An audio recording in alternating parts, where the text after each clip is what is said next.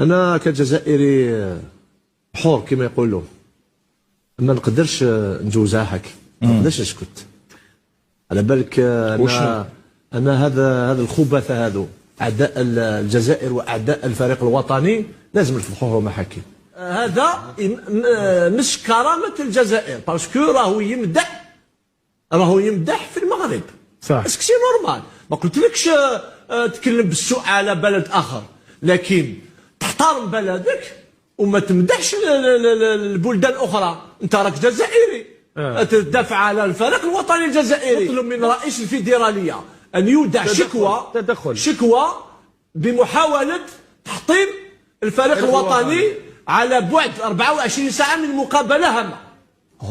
حاله كبيره هذه. نطلب من الدوله الجزائريه تفتح تحقيق، ولازم الشخص هذا لازم يعامل معامله العملاء الخونه. وهذا يعني نداء الى السيد رئيس الفيدراليه ووزير الرياضه باش يتحمل المسؤوليه تاعو، ما يخليوهش يدخل، باسكو يدخل قسما عظما ما نسكت، ما نسكتش. انا الجزائر قبل كل شيء.